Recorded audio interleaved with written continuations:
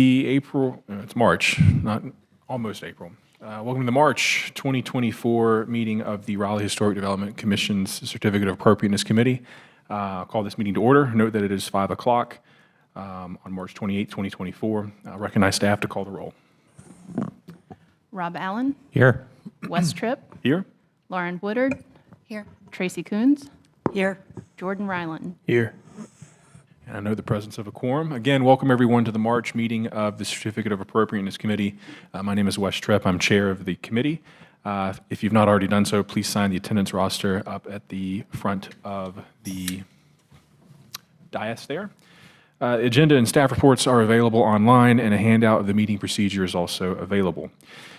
This committee of the Raleigh Historic Development Commission consists of residents of historic districts, architects, intern architects, architectural consultants and contractors, attorneys and historians, urban planners, and historic preservationists. We are all City Council appointed body. At this time, I'll recognize my fellow commissioners for introduction. We'll start with Rob and work our way down. Thanks, Wes. I'm Rob Allen. I'm a resident of the Boylan Heights Historic District, and I work with a architecture firm doing mostly project management on commercial projects. And again, my name is Wes. I am an attorney here in Raleigh. I'm Lauren Woodard. I'm an architect here in Raleigh. I live in East Raleigh, and I work for a firm that does mainly institutional and cultural work. Tracy Coons. I live in the historic Glenwood, Brooklyn neighborhood, and I work for a local tile showroom. Jordan Ryland. I'm an architect here in Raleigh. At this time, I'll recognize staff to introduce themselves as well. Start with Aaron and Catherine as well. Good evening. I'm Erin Morton Pugh. I am staff to the RHDC and the COA committee here tonight. I've been working for the city for a little over 4 years now, and I have a master's in historic preservation. Hey, I'm Catherine Hill. I'm a senior associate city attorney for the city of Raleigh, here to represent the COA committee. I almost called you the RHDC. All right, this time I'll entertain a motion to approve the agenda as published. Seconded. Motion's in, So is moved. that a motion? All right. Yes. Motion and second. We'll say the motion by Jordan and second by Rob. Motion to approve the agenda is on the floor. It's been seconded. All those in favor say aye. Aye. Any opposed? Motion carries unanimously. Next, I'll entertain a motion to approve the minutes of the February 22, 2024 meeting. So moved. Is there a second? Second. All those in favor say aye. Aye. Aye. Any opposed? Motion carries unanimously. Staff, do we have any minor works approved in the last month? We approved nine minor works this month. All right, thank you very much. We're now ready to move on to applications. Prior to today's meeting, notice has been sent to property owners within 100 feet of the properties in question, legal ads placed, and signage posted at the site. Commission members received a copy of each application, staff reports, and were to have visited each property. Staff reports were made publicly available with the agenda. State law provides that major work applications must be approved in an evidentiary hearing and that persons have an opportunity to address an application if they desire. Evidentiary hearings are conducted in a quasi-judicial format. During the hearing, the committee receives evidence to determine that proposed changes are not incongruous with the special character of the district or the historic property. We review this evidence against guidelines referenced in the city ordinance before issuing a certificate. Each application is heard in the same way as listed in the meeting procedure handout. The quasi-judicial format of the hearing requires that the committee be impartial. Written staff reports are evidence presented just as any other evidence and were made available to us, the applicants, and the public at the same time. If any committee member has had reason to discuss the specific details of an application before today, we will ask to be excused from hearing that application. There is no time limit on testimony, but repetition is discouraged. Because of the quasi-judicial format of our hearings, which is that the committee hears evidence and then judges whether or not the change is incongruous, we are required by state law to affirm or swear persons that speak before the commission and offer evidence. All speakers will be affirmed at the beginning of each case. Staff will now be sworn or affirmed for all cases on the agenda. Aaron, I assume you'll be the staff member presenting? Yes. All right, please raise your right hand. You solemnly swear or affirm that the testimony you are about to give on the matters on today's agenda is the truth, the whole truth, and nothing but the truth. I do. All right, thank you. All right, we're now ready to proceed with our one and only case on the agenda today. This is COA 143-2023, 2212 Bedford Avenue. Are there any members of the committee who have an interest in this matter or otherwise feel they cannot be fair or impartial in the hearing of this case? All right, seeing none, we'll proceed. We'll go ahead and have the applicant come forward. And just please introduce yourself for the record when you're ready.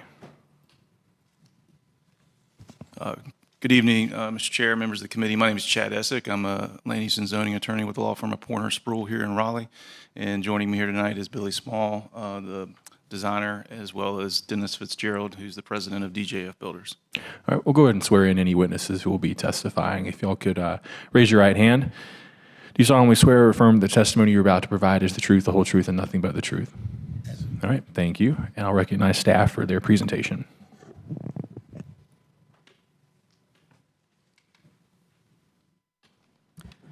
All right, this is case COA 143-2023 for 2212 Bedford Avenue in the Oberlin Village Historic District.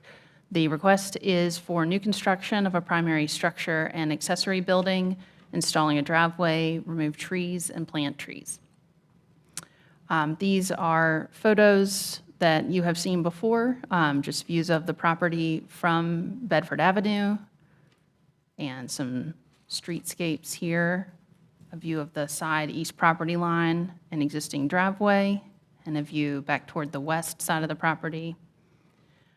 Summary of staff concerns are supporting evidence for height and fenestration pattern, the built mass to open space percentage as compared to contributing properties in the district, tree removals and replacement trees, and material details and specifications typical in conditions of approval.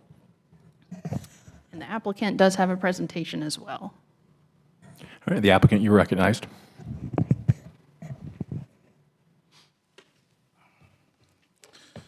Again, good evening, Mr. Chair, members of the committee. My name is Chad Essick. I'm zoning and land use attorney with the law firm of Pointer Sproul. As I noted, I'm here tonight on behalf of DJF Builders, who's the applicant for this COA.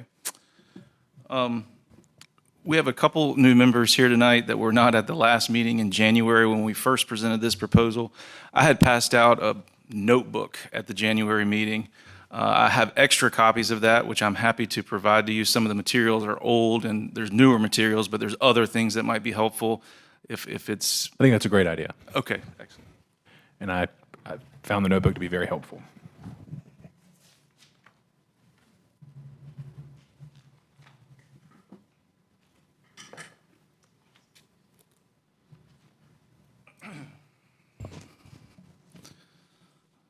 And just to clarify for the new members, this is the exact notebook from last time. I haven't changed anything. So the elevations and all that is old material, but there are some legal authorities and some other things in there that are still relevant for tonight's return hearing. So given that we have a couple folks that weren't here at the last meeting, I don't want to be repetitive of everything that we said at the last meeting, but I thought it might be helpful to provide a little bit of background and also kind of run through some of the history on this as well as some of the evidence that was presented at the last hearing.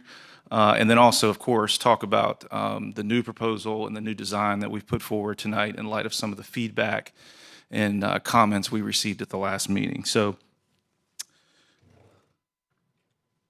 again, this property is located at 2212 Bedford Avenue. It's a 0.14 acre parcel located in the Oberlin Village Historic District. The property is zoned R10. The R10 zoning does allow a variety of housing types, but as we are proposing a single-family home to replace the single-family home that currently exists there. There was, back in October of 2022, the committee approved demolition of the existing home with a 365-day delay. That time period has lapsed, and so we're getting some final materials into staff to commence with the demolition. As the commission knows, and as I discussed at the last meeting, the Oberlin Village is a bit unique among the city's historic districts. The guidelines themselves recognize that the architectural significance of the district is, quote, unusually wide variety of late 19th and earliest 20th century house types for a small district. The guidelines also note that because it was planned piecemeal over decades, rather than designed as a planned community, its streets evolved over time and have differing characters. So rather than one predominant development or architectural style or design you may see in other historic districts in Raleigh, a lot of the significance of Oberlin Village is its variety in design and building type. As the historic research report for the designation of Oberlin Village notes, contributing dwellings within the Oberlin Village District are 1-story, 1.5-story, and 2 stories. So with those concepts in mind and the specific guidelines, let me walk through our proposed design and how it's changed since we originally presented this back in January.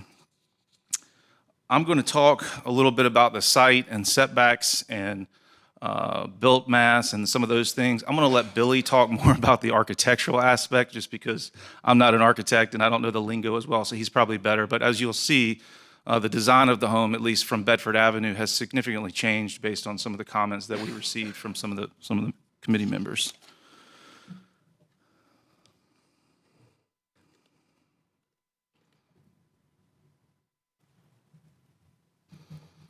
So again, this has not changed since the last meeting, but for the new committee members' benefit, I thought I'd talk briefly about the side setbacks. Regarding the side setbacks, the east wall of the home is approximately 6 feet from the east property line, which staff noted in its report is visually similar to the side setbacks for adjacent homes. The west wall of the house is proposed to be sited 16 feet from the west property line, approximately. We thought that orientation made sense, given how the neighboring structures are located on their respective lots, and how close the structure at 700 Tower Street is to the property line, especially as you go towards the rear. As staff noted in the report, many of the structures on Bedford Avenue appear slightly oriented to one side of the property, with side setbacks ranging from 0 to 20 feet. Our proposal is consistent with this and places the home near the center of the lot with the appropriate spacing between those two existing structures on both sides. Regarding front setbacks, UDO provision 5.4.1.E.1 states the minimum and maximum setbacks within the historic district shall be congruous with the setbacks of any typical well-related nearby building and structure within 1.5 blocks and in the overlay district. Under this section, the setback range is determined by well-related nearby buildings. As we pointed out at the last hearing, and in our application materials, 2215 Bedford, which is a well-related nearby building within 1.5 blocks, is built right up to the front property line with a front setback of essentially 0 feet. So in our view, this property sets the low end of the setback range. As we explained at the prior meeting, we believe that our prior front setback of 12.5 feet met the requirements of the guidelines and was within that range. With that being said, there was some concerns expressed about the home being sited in front of the home to the east at 2210 Bedford. I believe, Mr. Allen, you raised some concerns about that. And it was asked to see if we could look at maybe pushing the principal structure further back and to be more in line with that home to the east. So in an attempt to address that concern, we have increased the front setback almost 5 feet from 12.5 to 17.4 feet to address that comment. As I'll discuss in a minute, this was primarily achieved by reducing the accessory structure from a 2-car garage to a 1-car garage, which allowed for additional room for that principal structure to be pushed further back on the lot, putting it basically in line with the property next door to the east. Beyond the property across the street at 2215 that has that 0-foot setback that I talked about, and the property to the east that's at 18.5 feet of front setback, the proposed setback line is in line with setbacks throughout the districts and surrounding property. As we note on this data sheet, there are 3 other contributing homes in the district that have front setbacks closer to the street or similar to our new setback proposal of 17.4 feet. Those include 2206 and 2210 Van Dyke Avenue, which have a 12.5-foot front setback, and 2207 Robert Street, which has a front setback of 17.5 feet. I would note that the neighboring property at 700 Tower Street that's non-contributing is set back from Tower Street at about 16 feet. I will also note that properties directly across Bedford Avenue at 2217 and 2213, they were carved out of the district, but they're on either side of 2215. Those setbacks are at 3 feet and 15.5 feet respectively, which puts those homes closer to Bedford Avenue than our revised 17.4 front setback. I will also note there's several other properties along Bedford Avenue, 2311, 2315, and 2403 that, although not within the district, have setbacks that are closer than the revised front setback we are proposing for our site. So ultimately, we believe that our revised setback of 17, almost 17.5 feet is congruous based on the range calculated in the UDO and utilizing well-related properties, as well as other homes within the historic district, as well as homes just outside the district, but on the same block face as Bedford Avenue. Regarding height, UDO section 5.4.1.F1 provides that, quote, buildings and structures shall be congruous with the height of typical well-related nearby buildings and structures. Of course, well-related nearby buildings is not limited to adjacent buildings. As we discussed at the last meeting, we did feel like our original proposal, which had a height of 27 feet 7 inches, served as an appropriate transition. That's the prior proposal. Was an appropriate transition from the home to the west that's over 30 feet at 30 feet 3 inches, and the one-story home to the east that's approximately 21 feet. As shown in the revised materials, with the new design, we were able to reduce the height further by another foot and 1 foot 4.5 inches, so it's down to 26 feet 2.5 inches. Regarding guidelines, regarding the guidelines, 3.3.7 specifically notes the height of new buildings should generally fall within 10% of well-related nearby buildings. Here, as in the staff report notes, we provided examples including 2312 Bedford, which is a 2-story home at 25 feet, which is just 1 foot 2 inches shorter than the revised proposal and is well within the 10% range identified in guideline 3.3.7. That, of course, is in addition to other examples provided in the application materials, such as 2303 Van Dyke at 25 feet and 1015 Oberlin at 27 feet, that demonstrate the proposed height is congruous with the varying building types within the Oberlin Village District as a whole, and in line with the guidance in the Historic Research Report, noting that 1.5 and 2-story dwellings are present and appropriate in the district. I'll now talk about built mass and built area. I'm going to touch briefly on these concepts, but as staff notes in the report, each of these are within the range of the surrounding contributing buildings. First, we have actually decreased the built area to open space from the last proposal.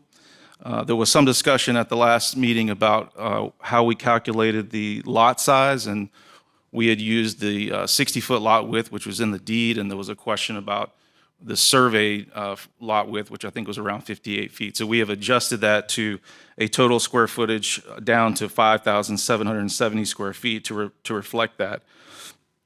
The initial application had a built area of 3,671 square feet, but that's been reduced to 3,224 square feet. So that gives us a built area to open space ratio of 55.9%, and that's down from the 61% that was at the last meeting. As noted, the surrounding contributing contributing buildings, as noted in the staff report on page 3, range from 17% to 71%, putting the proposed 55.9% well within that range and in compliance with guideline 1.3.8. I would also note that the built area to open space for the property to the east of us at 2210 Bedford is on the high end at 71%, and the built to open space for the non-contributing property at 700 Tower to the west is 62%, so our 55.9% is below both of the adjoining properties. The built mass to open space ratio stayed virtually the same with this revised proposal, while the garage, as I noted, was reduced in size. We did increase the porch on the front based on some comments that we received. We had proposed a 4-foot porch originally, and we've extended that to a 6-foot porch to address some of the comments that we received. Those essentially netted out, and with the reduction in the overall lot size we went from a built mass of 43% to 43.8%, a negligible change. So that is within the range that's set forth in the staff report. And to provide some context, the properties on either side of us, so the property to the east of us, 2210 Bedford, is at 45%, and 700 Tower to the west is at 44%, so ours is below both of those properties.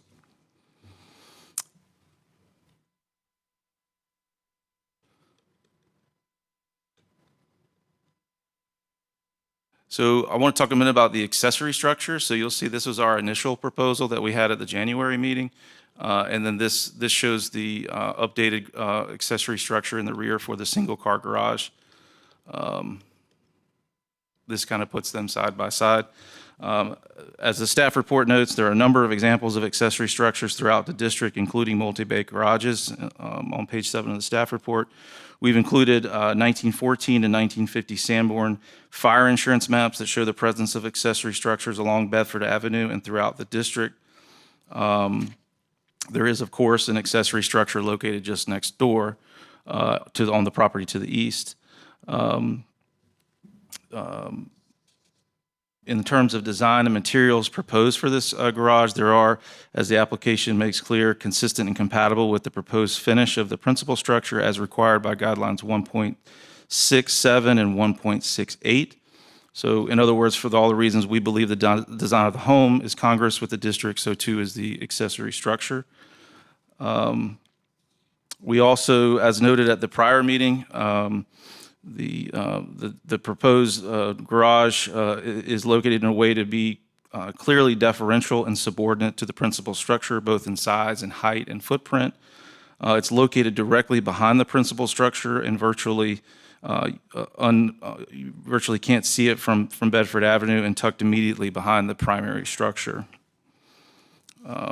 Again, we have reduced the footprint of the accessory structure from a 2-car to a single-car garage, which unfortunately eliminated the ability to have an accessory dwelling unit above the garage, which has been a big emphasis of the city, but based on comments that we received, we reduced that, and so really it's just a storage space up there at this point. We lowered the height of that from 21 feet down to 19 feet in our revised proposal, so it's even lower in height than previously and from the principal structure. So it's clearly subordinate in size and form to the principal structure. I'll talk briefly about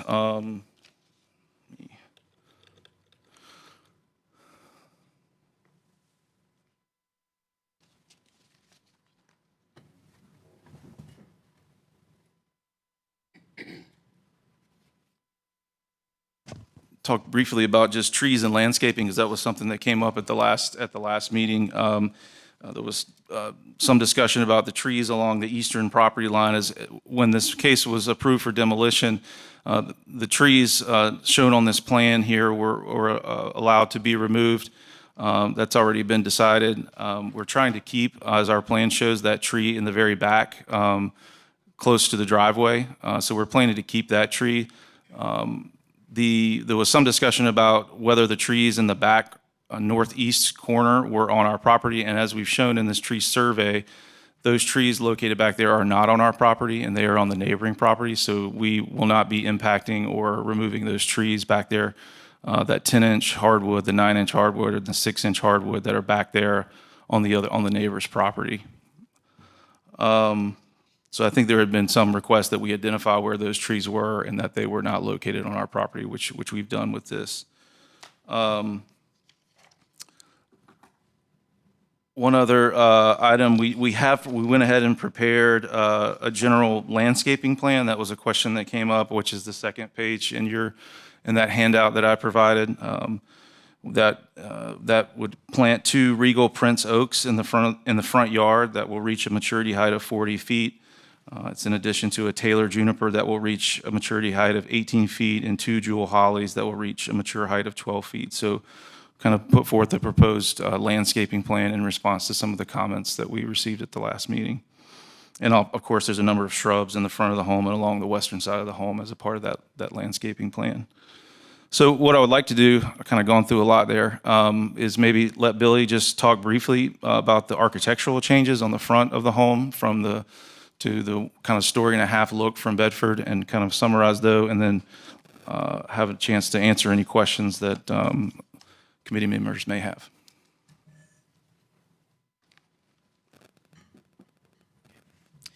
I'm Billy Small from Fraser Home Design. I'm a senior designer.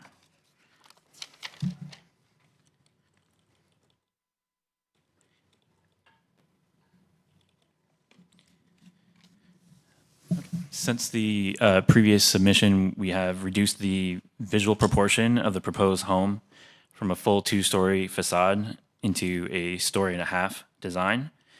This reduction helps bridge the scale between the full two-story structure to the left and the one-story home to the right.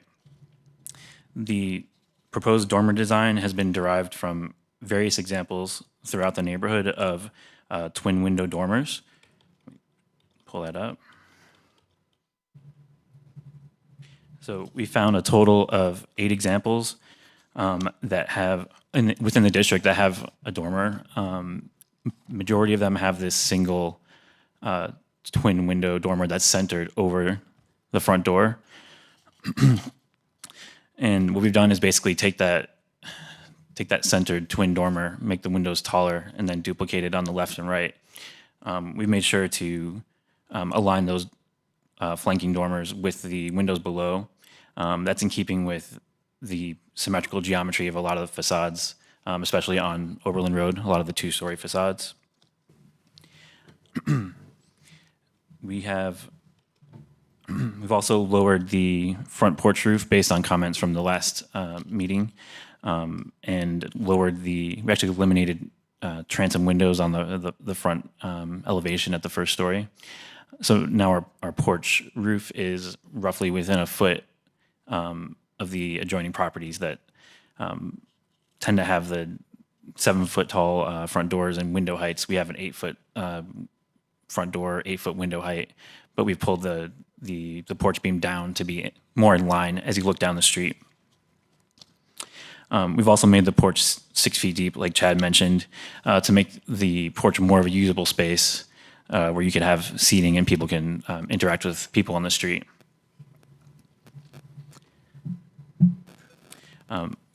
We have lowered the overall height by a combination of, the height's been lowered by reducing the pitch of the main hip roof on the rear of the home.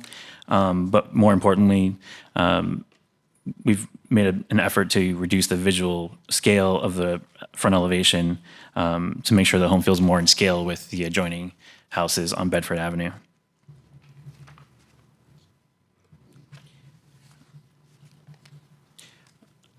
One of the more specific comments was about some of these windows on the previous iteration being close to the front corner. So you can see on this initial left elevation, the windows towards the front of the home are very tight to the corner.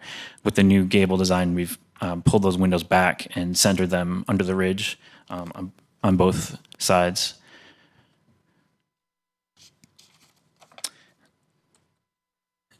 And just one more comment on the detached garage. We've eliminated the dormer facing the rear of the garage, such that neighbors on the lots towards the rear will be looking at a much more diminished scale of the detached garage.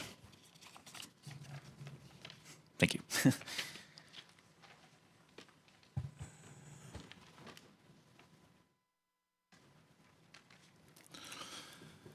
So with that, I thought maybe it might be more helpful just to see if you guys have any questions or anything we didn't cover or specifics about the change in design from the last meeting. We'll get to questions after we provide any members of the public an opportunity to make comment. So we'll let you know. Thank you. Okay. If there's anything else you'd like to say for your presentation, go ahead. Not at this time. Maybe if I had the opportunity to make some final remarks once anybody else has been heard and maybe make some procedural cleanup for the record. Sure. Right. All right. Are there any members of the public who wish to speak in support of the application? In support. All right. Seeing none, we'll move on to any members of the public who wish to speak in opposition to the case. All right, please come forward.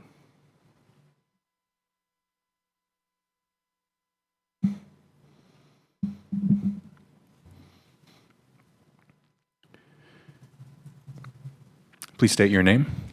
I'm Jessie Meck. I'm a resident of 700 Tower Street, the non-conforming property to the west. Okay. Please raise your right hand. Do you solemnly swear or affirm the testimony you're about to provide is the truth, the whole truth, and nothing but the truth? It is. Thank you. You may proceed. So I haven't seen, Mr. Essick was kind enough to share the plan of the trees. I'm here to talk about the trees, not about the size of the house or its design. Excuse me. So I had the pleasure of seeing the new tree plan, which you were just handed, and that did help me understand that the three trees on the northeast corner are not going to be taken down. So that's a big relief. And, but I haven't seen the landscaping plan, which you also just received in hard copy. So I'm concerned about the replacement plan for the 4 trees that are, oh, thank you. Yep.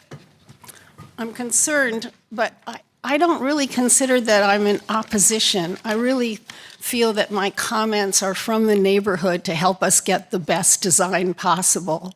So I'd like to say I'm contributing here.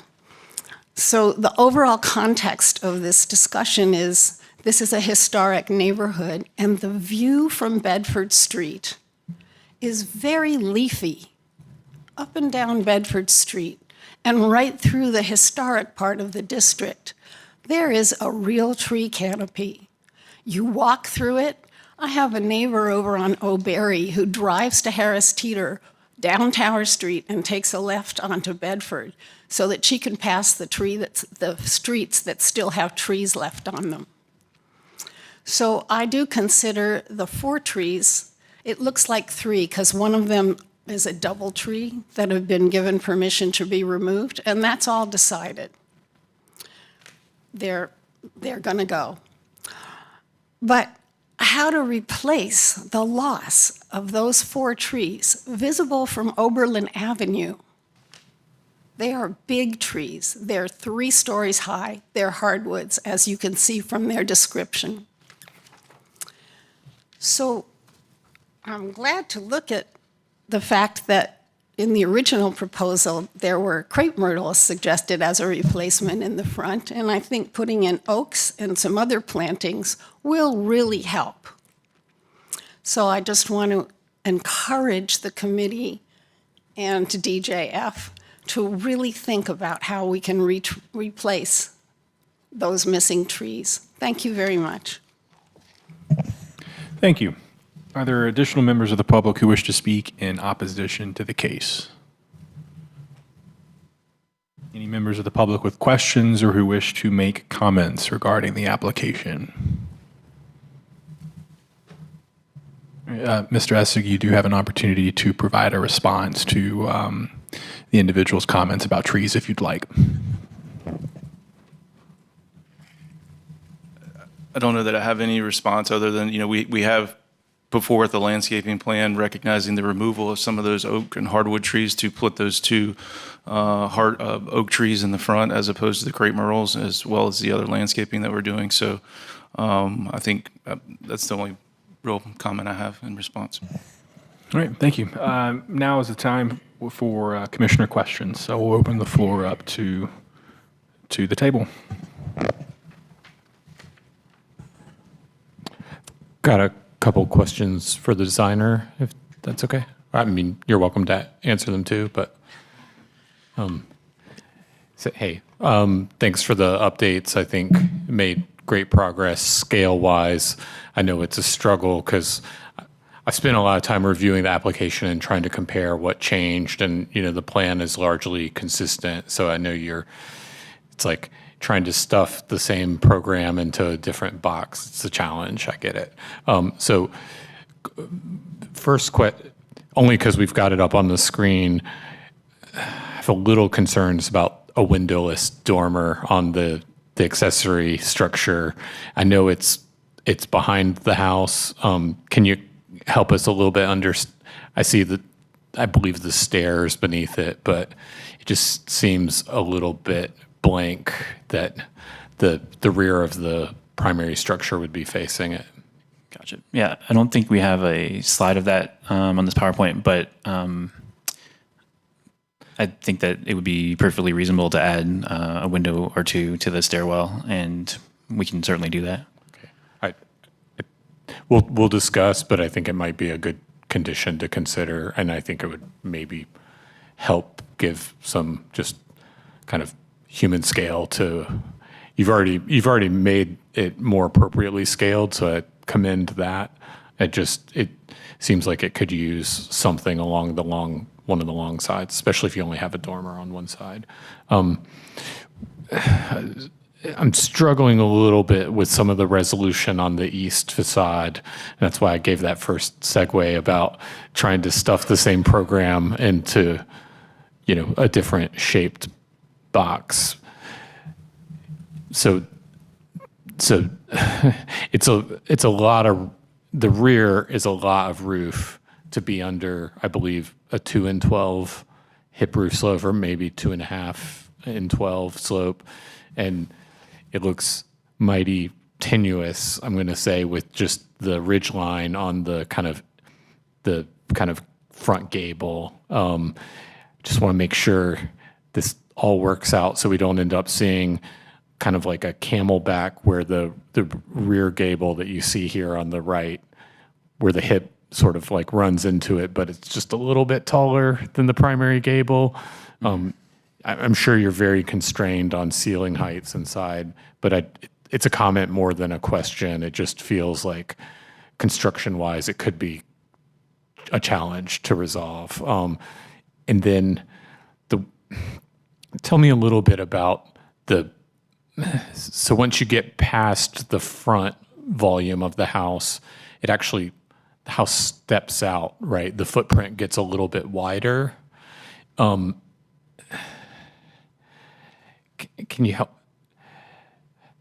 me understand why the front portion cannot align with it? Because in the 3D views or the front elevation, if you want to go to the front elevation, it just feels like that part on the right just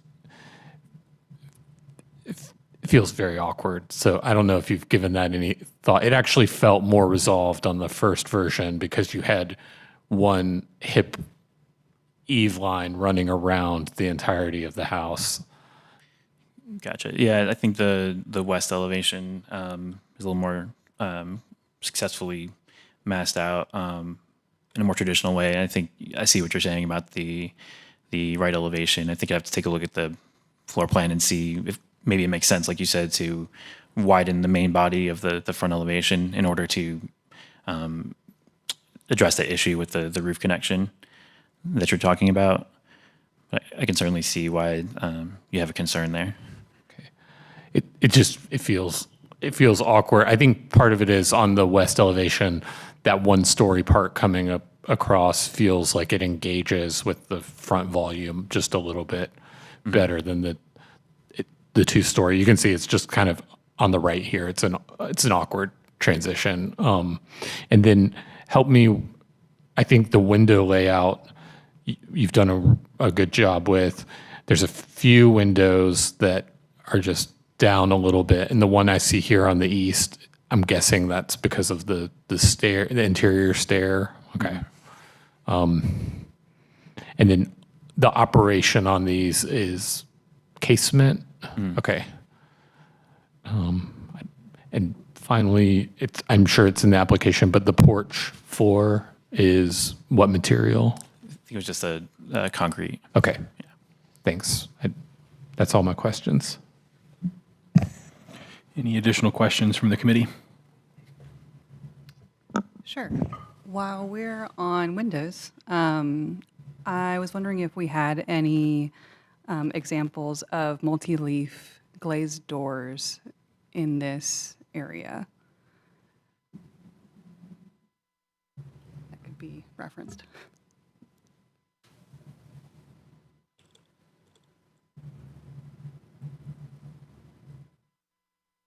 Sorry, you're asking if there were examples of that? Yeah. We've got examples for the tripartite windows, the twinned windows, a central glazed door on your front. But as far as a multi-leaf glazed door, I wasn't able to find anything in-rail related that felt like that was an appropriate reference. Yeah, I can't say that I have seen any. Majority would likely be on the the rear of the homes and it would be difficult to access. But I think we're certainly open to reworking the door configuration if this isn't there's no precedent for the multi-pane slider.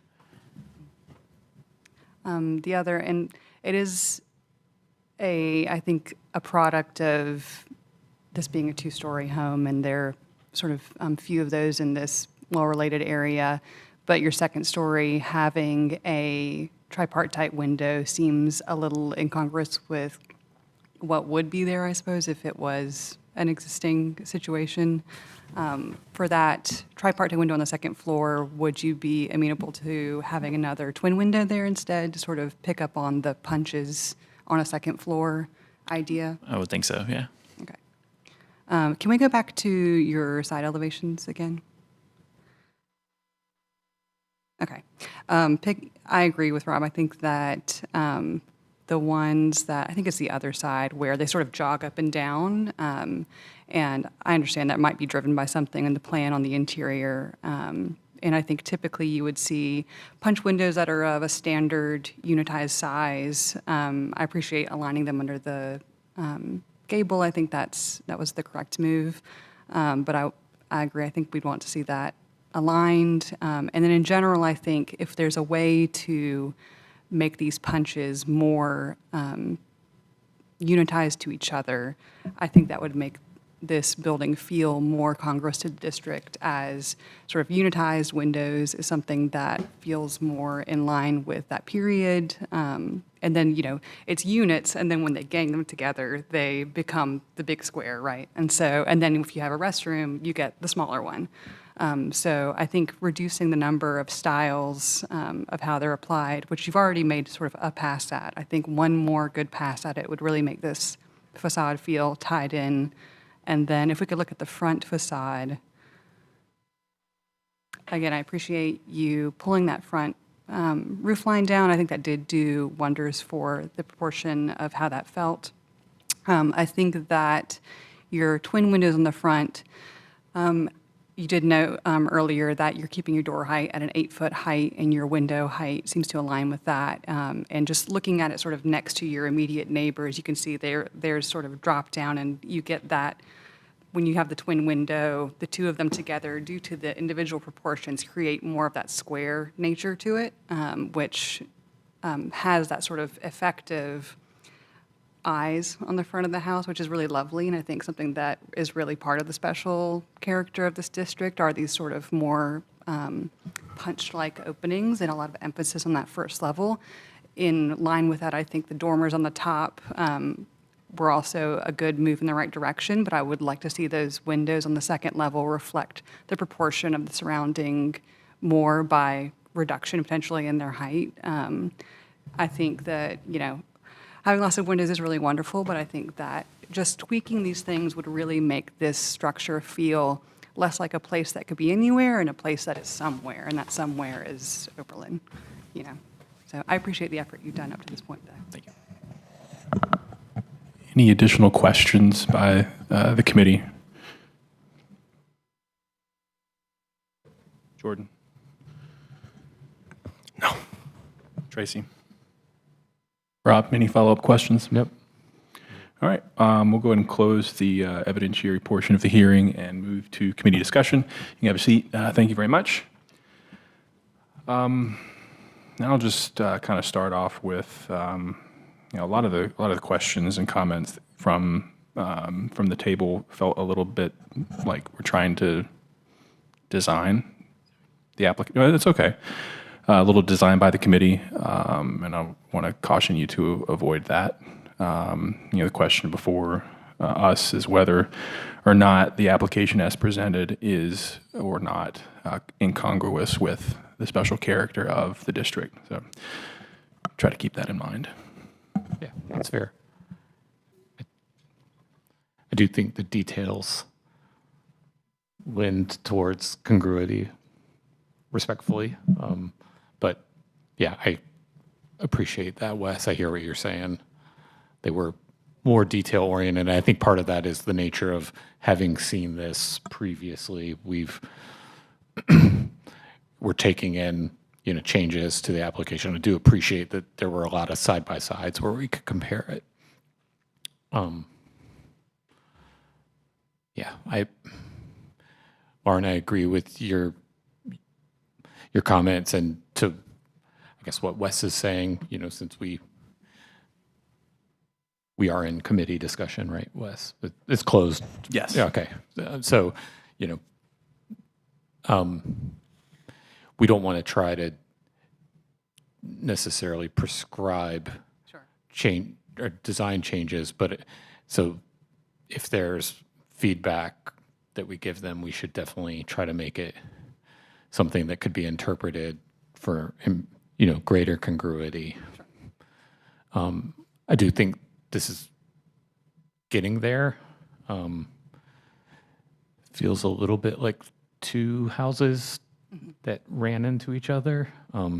So my congruity brain is just really struggling on the right side of what we see there, but definitely think it's getting there. I think when Lauren was getting into the comments about specifically on the dormer windows, the applicant had provided some precedents of pairs of windows under a dormer. I think that was a nice nod to it. I think most of those, Lauren, to your feedback, I was scrambling to look at them while you were giving comment, but most of the windows do have siding around them on all sides on the dormer, which is, I know, Wes, it seems like we're being picky on details, but I think it is more representative of the neighborhood when there's pairs of windows, but there's also the dormer itself is a little wider, so there's siding above, below, and beneath the window. And I think that's the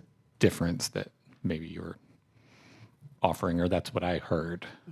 Yeah, I agree. Otherwise, I think it's come a long way. I think the near alignment with the adjacent porches, the deeper porch, is a huge improvement. So, Jordan, do you have any thoughts?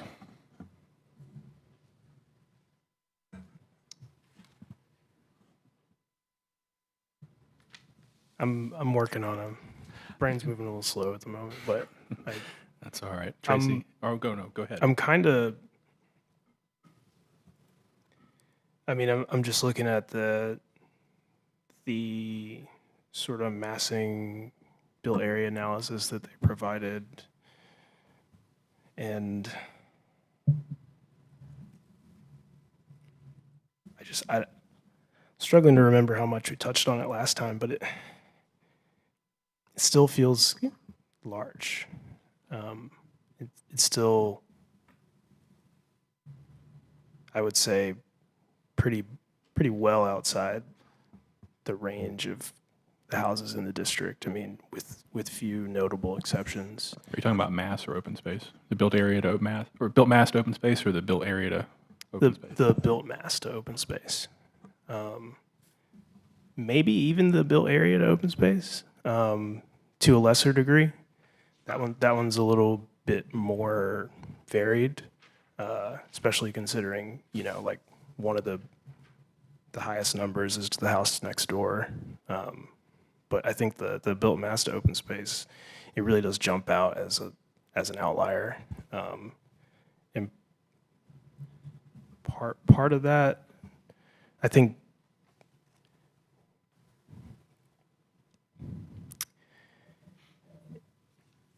I don't know what I'm trying to get at here, but it's sort of like the totality of everything that the sort of like nitpickier or designed by committee elements, the conversation between that and just sort of the size or scale of this, the mass of this building is what is kind of like, it's hard to square that circle. Wes, may I ask staff in this presentation, is there the built mass and built area? Is this slide in there? Or I'll ask, could we go to that page if it's in there? Thank you. Yeah, that was useful. If y'all know better than me, feel free to hop on the mouse. I'll just scroll down here. I do recall seeing it, I thought. What? I think we thought just you- passed it. yeah. Is that it right Wrong there? way, wrong way, sorry. Yeah, thank you. You know, it was I think it was the first one. It has The all, earlier one. It has it all on there. It's got the setbacks and the mass in the area. And the you know, Yeah, I mean, Sorry. yeah, with the evidence that's been presented. Updated, so 55.9. The evidence that's been presented to the committee, and I'm just looking at the staff report for built area to open space. The proposed built area to open space is 55.9%. And then the surrounding contributing buildings ranges from 17 to 71%. You know, and that's a unique feature of this district, given that it was constructed over many years, and there's just different various types of construction and lot sizes. So when you have a range of 17 to 71%, it's easy to fit within that range. And then also with built massed open space, proposed built massed open space is 43.8%. And the evidence we were presented was the surrounding contributing buildings range from 16 to 45. So both are within that range, but the ranges are large. But That's just how the ranges work, right? You just pick the two numbers at opposite ends. well, yeah, it is far. I think. Sorry, I'm sorry if I could add to it. I think it is far from the mean, though. So, or even the median. So the 71% is the outlier, and then the next nearest one is what's being proposed here. And then from there, it's 54%. So, sure, it's within the range of the district. And I think it does help, Wes, to your point, it does help that the one that's the highest built area is immediately next door. So I'll give you that. But it does feel like it's an outlier of the district and not necessarily representative mathematically. it's well above both stats, and it's well-related contributing. Yeah. By far.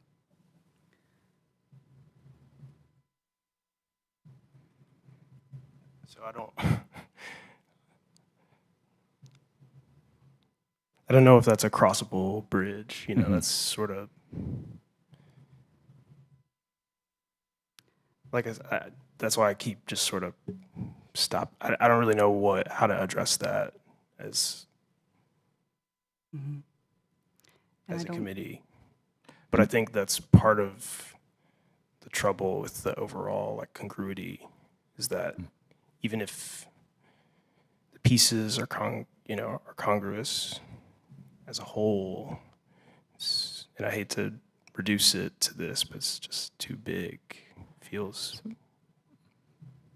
big for the district, or it feels massive for the district. I mean, I think, one example that jumps out to me is sort of the dormers, the way that they've highlighted the other dormers in the district, and it's sort of like, what's different about the ones in this example versus the other examples as well? They have to be bigger because the house is bigger. So they're in this, I guess they're in the spirit of the dormer, but when you just look at the facade, it doesn't feel congruous with the other two examples. I'm not actually sure about the 1015 Oberlin. I guess that counts as a dormer. It's really just a bisecting gable, but Well, those are all engaged fully by roof, so there's roof on all sides. They don't become just wall down. Jordan, I'm sorry to interrupt you, but I have a question for staff that I think is relevant to your built mass question. I know I've asked this before, Aaron. I'm sorry to ask it again. Built mass and built area do not include all impervious surface, correct? Like that does not take into account paved areas. So built area is what gets conflated the most with impervious surface. And it is a similar idea, but the built area includes any improved surface on the lot from the historic condition. So an original built area would include anything that's on the ground during the period of significance, and proposed is all of that plus what else is being proposed currently. That would include building footprints, driveways, front walkways, patios, decks, site walls, those sorts of things. Whether or not the materials are pervious or not is not a consideration for that. And then built mass are just roofed over areas of the property. Okay, thank you. I know we've talked about that. I'm sorry to ask it again. My brain just thinks of it a little differently, but okay, that's helpful.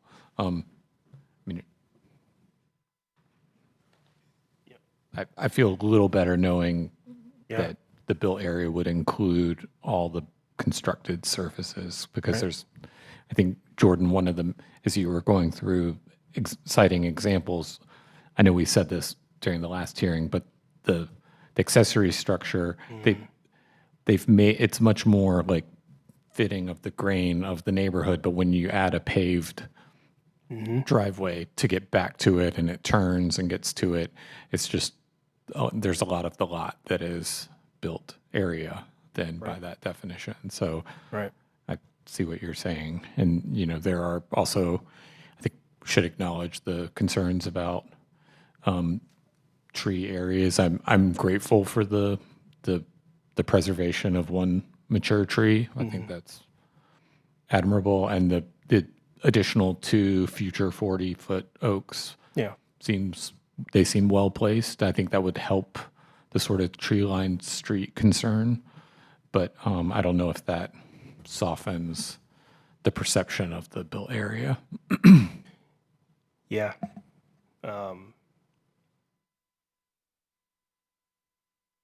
And I think I mentioned it last time, but you know, and it was a taller, more street wall sort of structure before, but part of what we talked about was it needed to be that far forward on the lot because of the detached garage in the back. And it's not, as they pointed out in their presentation, just the rear detached garage is not necessarily unique in the district. I don't know if I would say that it's common either, but it's not. It's neither. It does exist. There's examples of it. It just, again, it's sort of this.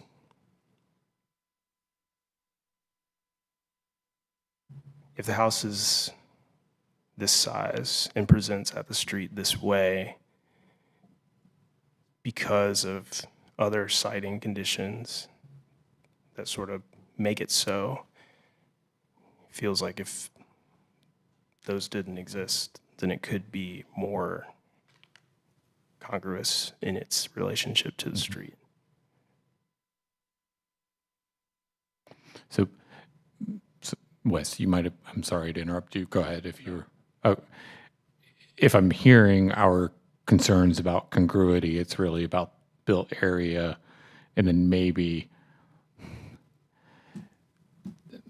that the case for the way the windows are on the front are addressed is not entirely congruous with the neighborhood, which I know, so we're talking about one big picture thing and then one detail thing. Am Am I saying that correctly, Jordan and Lauren?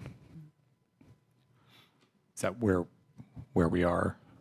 Yeah, I'd say that's how I feel about it. Overcoming the big question, to me, is a bigger priority.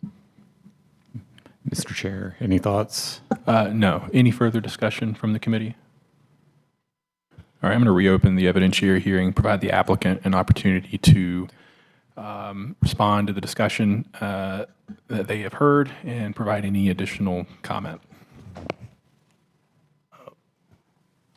Wes, before you do that, I guess this is just a procedural question for you. When you reopen this, do you have to close it for us to ask questions, or can we kind of? Yeah. Okay. Well, I'll provide them an opportunity to provide comment, and then if the committee has any questions, then Thank you. we'll allow that. Is that okay, Catherine? Okay.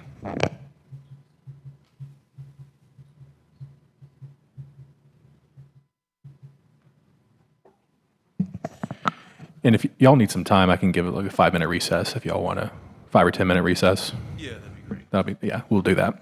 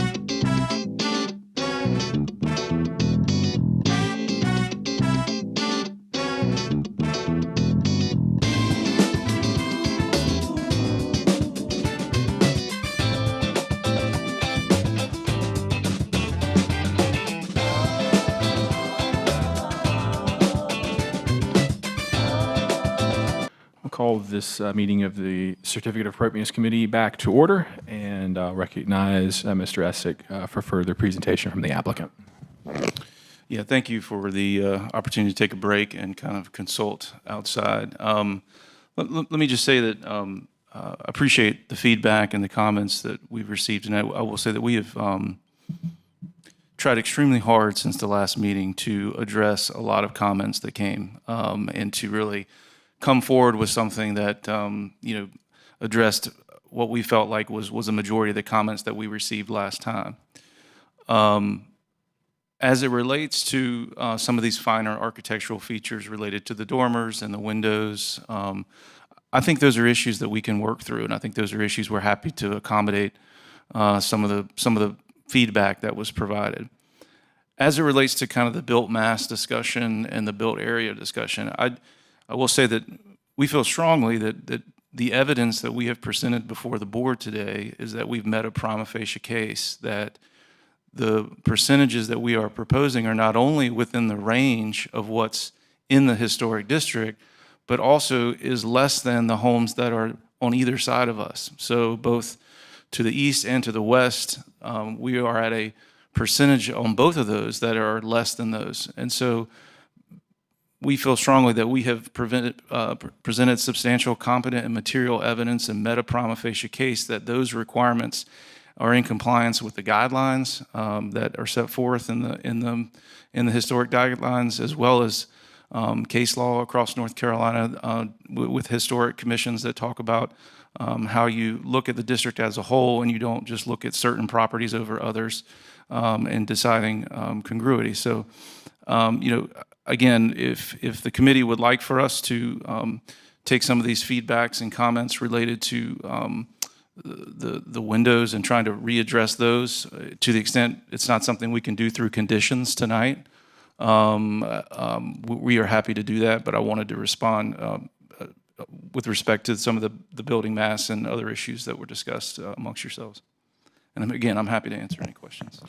Thank you, Chad. I do understand, ma'am, you wanted to make some comments about the landscaping plan. I'll allow her to do that, and then you'll have an opportunity to respond if you'd like, and then we'll have a time for committee questions.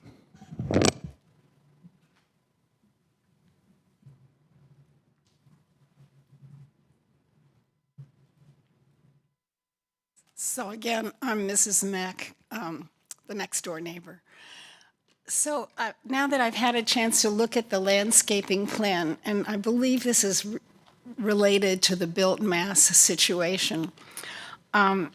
So there's a tree remaining on the property that is next to the proposed ADU and garage, non-ADU and garage structure. That tree is a mature tree. It's not a tall tree. I believe it's called an understory tree on the plant. It's a smoke tree. They're rare, and it's beautiful, but it is not visible from the street. The only place you can see it from is Tower Street between my house and the other house north. So I don't consider it a contributing tree visually to the streetscape from Bedford Street. And then I just wanted to make a comment about the proposed 2 large trees. Of course, we don't know how large they are when they're coming in, but they're oak trees. That means a lot. They're proposed to be really quite on the edge of the lot. There's no sidewalks on our side of Bedford Street. So those trees are going to be very close to the street. There are no trees close to the street in the Oberlin usual house situation. It's usually small plantings up to the porch railing height, if there is one, between the street and the front porch of the homes. So I just want to bring that up. Thank you. Mr. Essick, if you'd like, you have an opportunity to provide a response to the individual's comments. I don't know that I have a lot of response other than we tried to identify the best appropriate place on the site to put those oak trees to replace the ones that we were removing.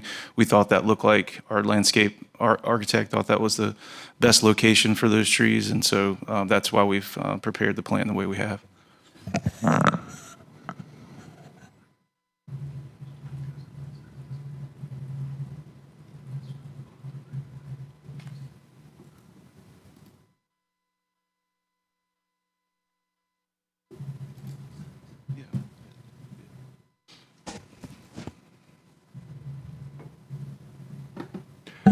Thank you. Anything else, or?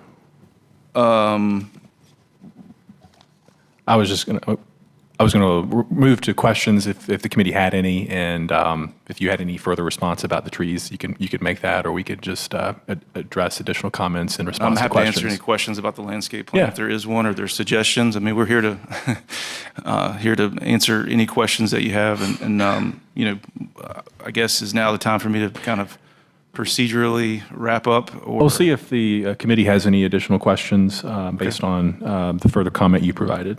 Okay. None at this time. Okay. Chad, if you want to go ahead and just provide any closing remarks that you would want before we move back into committee discussion. Yeah, no, I just, again, want to thank the committee for hearing us again tonight, and thanks for the feedback that we received. Again, like I said just a few moments ago, we put a lot of effort in trying to come up with a proposal that, addressed a lot of the comments, and I felt like, at least we felt like we had done that. We think that the substantial, competent material evidence that we've submitted in our packets and in the that are in the record address each of the guidelines and the congruity standard, and we would ask that the materials in the packet, as well as that was submitted tonight, including the landscaping plan, as well as the tree survey that was provided, be made part of the record. And again, we respectfully ask that the commission approve this COA if there are some conditions related to some of the windows that can be addressed tonight. Great. If not, we're happy to come back and try and address some of those issues if that's the desire of the committee. But we have been at this for a while and would like to build a nice project here on a lot that has needs some work, and it would be good for this community and good for Bedford Avenue. So with that, I'm happy to answer questions, but would respectfully ask that you vote to approve tonight, or if, again, there are some architectural pieces that you would like to see us address in further detail, either through conditions and or returning at the next meeting, we're happy to do that. I'll add before the public hearing section is closed. I've just reviewed the new materials as well. It looks like on the landscaping plan, there are rows of 10 laurels in the front yard that may be used as screening plants or foundation plants, proposed to reach a mature height of 5 feet. So I would just point out, when you consider potential conditions for the case, if you move to approve, to review guideline 1.4.11 regarding visually opaque screen plantings in front yards being no more than 42 inches in height. Thank you. Mr. Essig, your motion to submit all the evidence that is into evidence is approved, and we'll close the evidentiary committee or the evidentiary hearing portion of this meeting and move to committee discussion. So I'll open up. Going back to built mass and built area, I agree with Mr. Essig that they have presented a prima facie case that the built mass and built area of the project is congruous. Looking at the built mass of the proposed structure, 43.8%. Looking at the contributing structures around it, and I'm looking at, this is page 12 of their application. So the proposed structures at 43.8, contributing structures that they have pointed out near the property, 2210 Bedford is 45%, 2206 Bedford is 35%, 2303 Van Dyke is 35%. There are some, I don't see any other contributing structures that go above that, but the 2210 Bedford, that's higher built mass. And then in looking at non-contributing structures nearby, there's one that's higher, 2217 Bedford is at 52%, and there's a couple of others in the 40s. And then looking at built area, 55.9. As Mr. Essig stated, it's next to a structure at 71%. That structure is the highest of the district. But looking at 2212 Bedford, built area 55.9, contributing structures near it, you have 2215 Bedford at 52%, 2211 Roberts at 54%, and then non-contributing structures within a block and a half. I mean, there's one 2311 Bedford, 64.5. 2315 Bedford is 62%. So the evidence that's been presented to us by the applicant and what's in the staff report, I believe they've cleared the hurdle of satisfying congruity with built mass and built area. As to other architectural details that they said that they're open to conditions on, I think we could all be in agreement on that. So, Mr. Chair, this is going to come up again and again. So, with it, a lot of the evidence just cited are non-contributing structures. Some, not all. Yeah, I'm sorry, I said a lot. I feel that one or two might be contributing structures, and then the others were either non-contributing or are within 1.5 blocks, but may not be within the district. So do we feel like that is relevant evidence?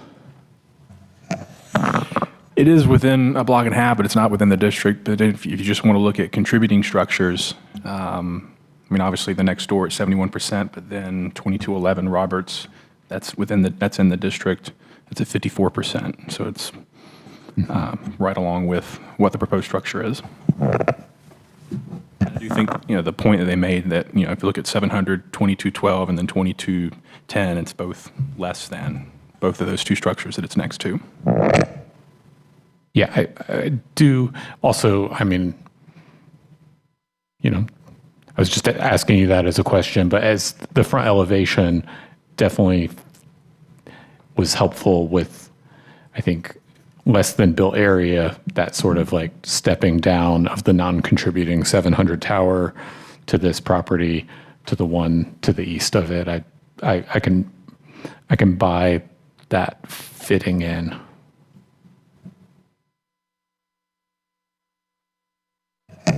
Jordan, Lauren, Tracy, any other thoughts?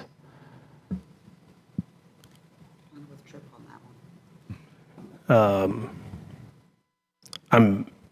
not moved by that evidence. I think what I said before the recess is no less true now. I think using 700 tower as any sort of guideline for this project is a little bit of a red herring, considering it's non-contributing. It is next door. I wouldn't say that it's well related. How about that 2210 to the east is, and it is kind of a high water mark as far as the built mass and built area. Yep. I feel like we'd be hanging our hat on one example, but it's definitely nearby. And it is well related. Yeah, and it is sort of the example if there were one to hang your hat on. But I think the not using a few houses to represent the entire district is a sword that cuts both ways. I mean, you can't say that we want to use the 71% house next door for the built mass, but not for the fact that it's 2 stories or 1.5 times as large as that house. I mean, it can't be both. Or if maybe it can be both, but I'm going to vote to defer, just based on what I've seen. What are the conditions you would want added if this was approved? Adding this both to Rob and Jordan? Because what I'm thinking is I'm going to make a motion to approve with the conditions that we agree on. We'll call that for a vote, see what happens, and then move on.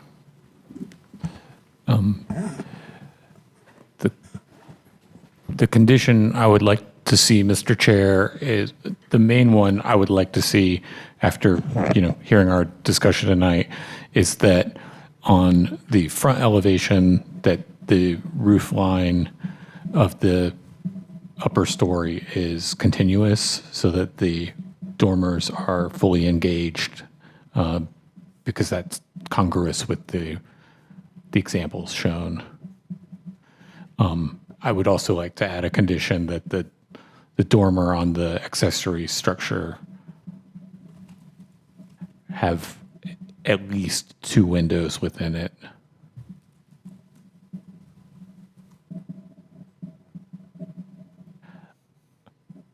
I think of the other details we've discussed, I can't think of a way to. I've been thinking since we've been having discourse over the last 45 minutes, and I think that's where my conditions end, or those proposed conditions end. Jordan, would you have any additional?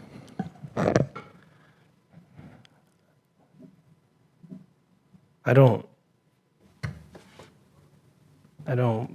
know. I mean, I don't think it could be handled through a condition, but if it were, it would be to remove the accessory structure and push the primary structure backwards.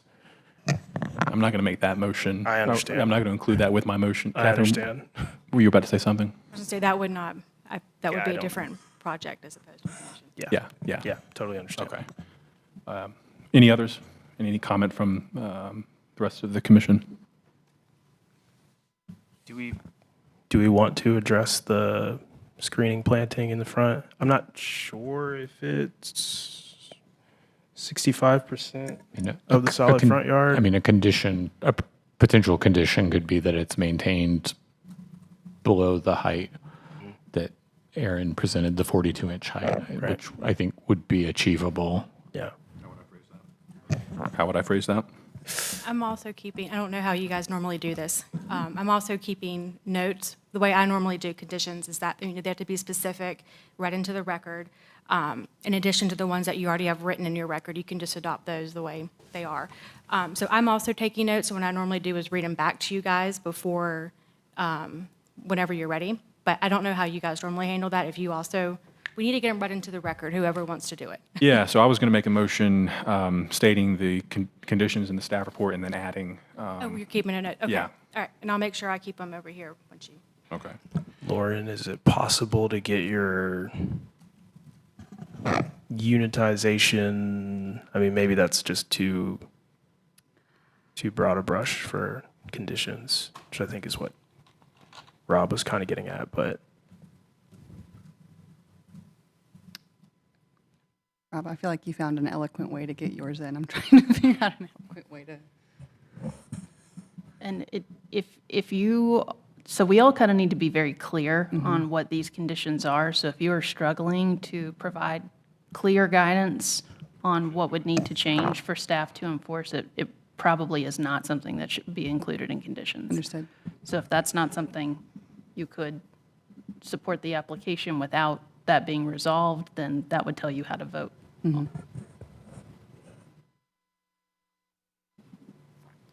Was there a condition on the landscape plan? That any opaque plantings be maintained at less than 42 inches in height.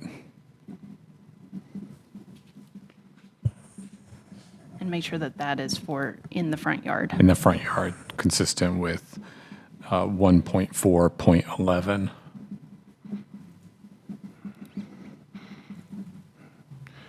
All right, just so I can let the committee know what I'm about to do, I'm going to make a motion with the conditions in the staff report and then these additional conditions, and then we'll just do a raised hand vote, and we'll see where it falls.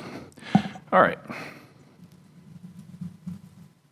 Based on the evidence presented by the applicant and in the staff report, I move to approve the application as presented, subject to the following conditions. 1, that the fiber cement or composite trim be painted and installed with the smooth side facing out. 2, that detailed drawings and/or specifications for the following be provided to and approved by staff prior to installation or construction. A, porch floor finish specifications and color. B, asphalt roof specifications. C, paint and stain color swatches from paint manufacturer. D, garage door specifications. E, HVAC location and screening. F, exterior lighting, including location on the building, if any. G, driveway and front wall concrete finish and color. H, specifications for the gutters and downspouts. I, landscaping plan. Anything more than foundation plantings or trees must be submitted as a new COA application. J, house numbers, electric panel location, mailbox location, and all other exterior elements not included in the application. 3, that the front elevation roof line of the upper story be continuous so that dormers are fully engaged. 4, that the dormer on the accessory structure contain 2 windows. And 5, that any opaque plantings in the front yard be maintained at no less than 42 inches. All right, motion's on the floor. Is there a second? All right, all in favor, please raise your hand. All right, it's 3 to approve. Motion carries. Congratulations. Thank you for the work that you've put into this project. The decision will be official after next month's meeting when the minutes are approved and signed. Thank you.